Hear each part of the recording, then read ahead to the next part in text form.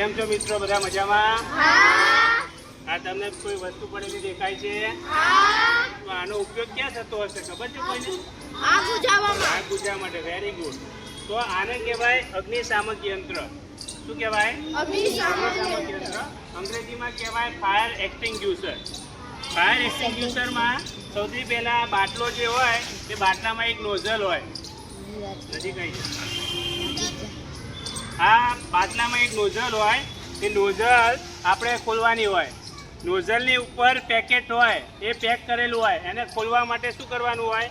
પીળા કલરનું જે વસ્તુ હોય એને ખેંચવાની હોય.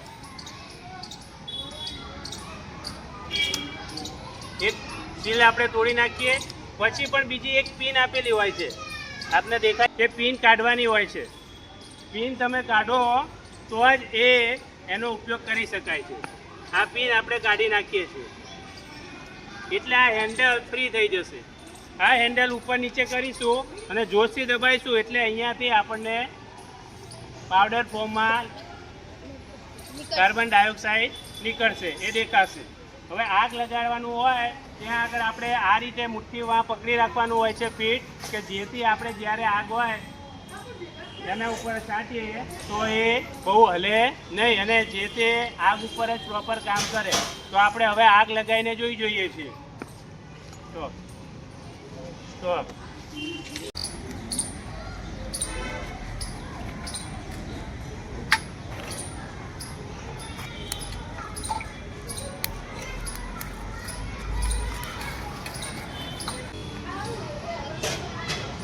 આપણે આગ લગાવી દીધી છે. જો ધુમાડા નીકળે છે અને હવે આગ લાગી એટલે આપણે આ ફાયર એક્સટિંગ્યુશરને આ રીતે દૂર પકડવાની છે. અને હવે જોઈ શકશો કે આના ઉપર લગાવીએ છીએ.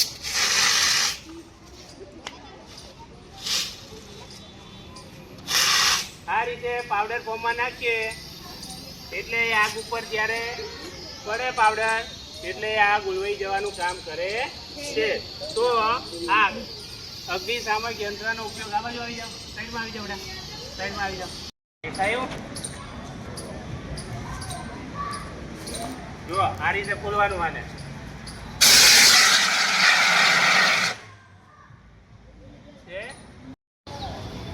આપ જોઈ રહ્યા છો અગ્નિશામક યંત્ર ફાયર એક્સટિંગ્યુશર. આ પાવડર ફોર્મમાં છે. એના ઉપર આવી સૂચના પણ આપેલી હોય છે, ABC.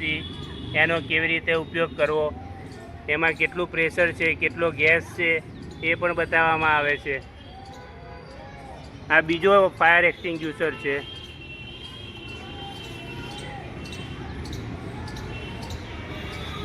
અલગ અલગ જગ્યાએ આ ફાયર એક્સટિંગ્યુશરનો ઉપયોગ થાય છે. આ આગ ઓલવી પછી એની અંદર રહેલો પાવડર આપ જોઈ શકો છો.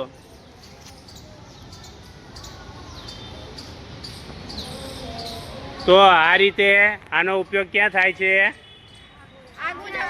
આગ બુઝાવવા માટે. કઈ કઈ જગ્યાએ તમે જોયું છે આને? હોસ્પિટલમાં, શાળામાં, fire station, petrol pump, police station, જાહેર જગ્યા હોય ત્યાં આગળ આ જોવા મળે છે.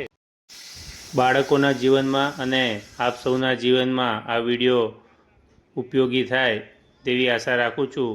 વિડીયોને લાઈક કરજો, શેર કરજો અને સબસ્ક્રાઈબ કરજો. ફરી મળીશું એક નવા વિડીયો સાથે. ત્યાં સુધી તમારા દોસ્ત મનીષને રજા આપશો. આવજો. Bye bye.